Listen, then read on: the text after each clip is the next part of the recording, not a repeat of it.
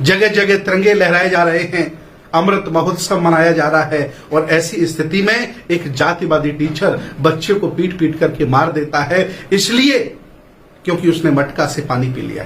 मैं आज आपको बता दूं, ये घटना है, ये सत्य घटना है।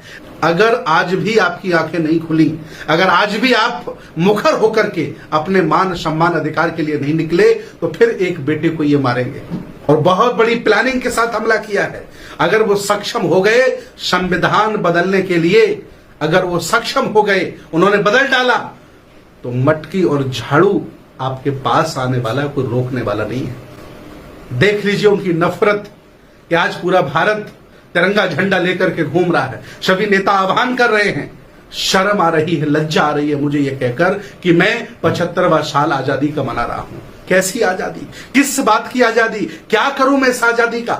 अगर इस वक्त में आपने सही निर्णय नहीं लिया, परिवर्तन करने की हिम्मत नहीं दिखाई, तो आप फिर परिवर्तन करने के लायक नहीं रहेंगे।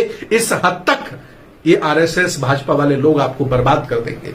अपने पुरखों की विरासत को बचा लीजिए, नहीं तो ये बारी बारी से सबको मारेंगे, छोड़ेंगे किसी को नहीं। आपके बच्चों को मार डालेंगे, आपके संतों गुरुओं को मार डालेंगे। बौद्ध भिक्षुओं के सर काट दिए गए थे, इनको मौका लग जाएगा, ये हम जैसे लोगों का फिर सर काट देंगे, इसलिए कि तुम सो रहे हो, क्योंकि तुम सो रहे हो।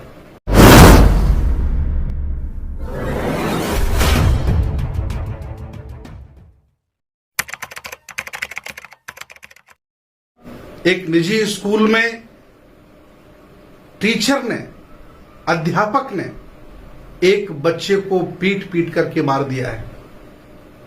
यह घटना तब हो रही है जब पूरा देश, भारत राष्ट्रवाद के 75 साल में अमृत महोत्सव के उल्लास में तिरंगा लेकर के गली गली घूम रहा है और नेता खुशी के मारे फूले जा रहे हैं।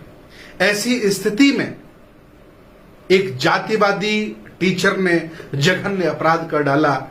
उसकी मानसिकता प्रदर्शित हो गई कि वह कितना बड़ा जातिवादी आतंकवादी हो सकता है।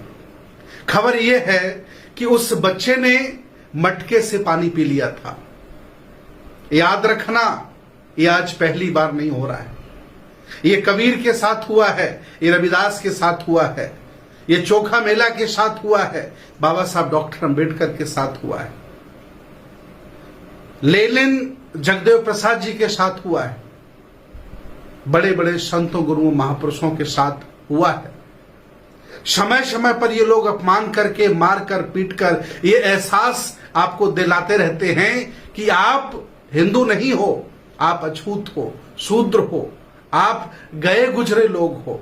फिर भी इतना अपमान करने के बावजूद भी फिर भी बहुसंख्यक आबादी आज दिन तक मनुवाद के पाखंड में और उनके अंधविश्वास में आकंठ डूबी हुई है।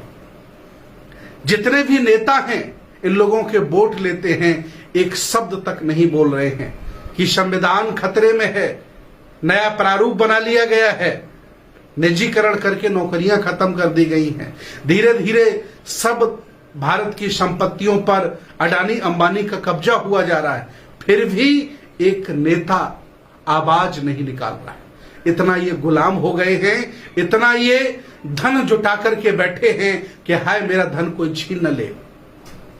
जगह जगह तिरंगे लहराए जा रहे हैं, अमृत महोत्सव मनाया जा रहा है और ऐसी स्थिति में एक जातिवादी टीचर बच्चे को पीट पीट करके मार देता है, इसलिए क्योंकि उसने मटका से पानी पी लिया है। मैं आज आपको बता दूं, ये घटना है, ये सत्य घटना है।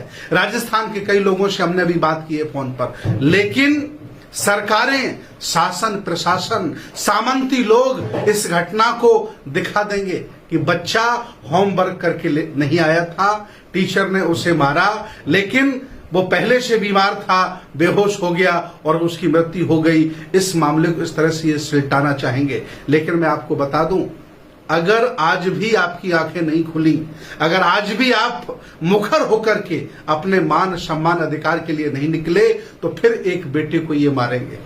इतिहास उठा के देख लो, जब जब आपने शिक्षा की तरफ कदम बढ़ाए हैं, जब जब आपने व्यापार की तरफ कदम बढ़ाए हैं, जब जब आपने मान सम्मान की तरफ कदम बढ़ाए हैं, जब जब आप स्वाभिमानी हुए हैं, तब सामंती लोगों ने आपका फन कुचलने का काम किया है, आपका मुंह कुचलने का काम किया है। तब इन सामंती लोगों ने आपके मान सम्मान पर हमला किया है, हत्याएं कर दी, जाने कितने संतों गुरुओं को इन्होंने मार डाला है।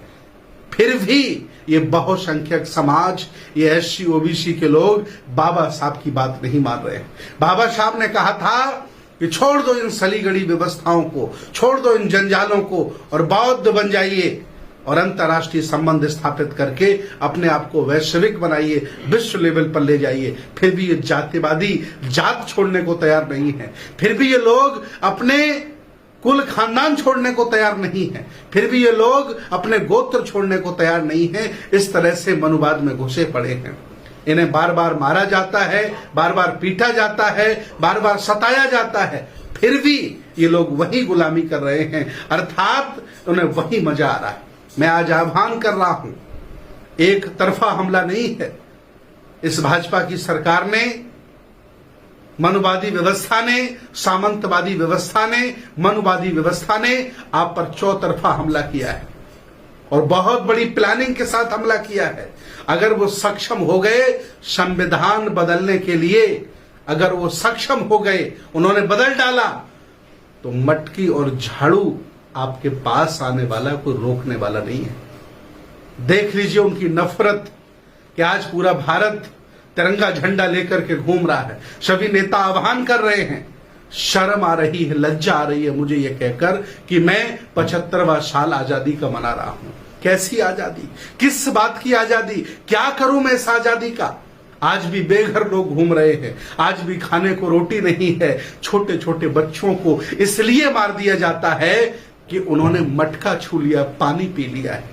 बाबा साहब के साथ भी ये अपमान हुआ था, उनको भी पानी नहीं पीने दिया गया था, उनको भी रहने नहीं दिया गया था। तब उन्होंने बड़ौदा में संकल्प लिया था इस व्यवस्था को हम उखाड़ फेंकेंगे। फिर भी इन दबे कुचले लोगों ने बाबा साहब की बात नहीं मानी। ये आज भी वही गुलामी कर रहे हैं और बार बार मार भी खा रहे हैं। मैं आह्वान करता हूं, ये वक्त बहुत खराब चल रहा है। अगर इस वक्त में आपने सही निर्णय नहीं लिया, परिवर्तन करने की हिम्मत नहीं दिखाई, तो आप फिर परिवर्तन करने के लायक नहीं रहेंगे। इस हद तक ये RSS भाजपा वाले लोग आपको बर्बाद कर देंगे।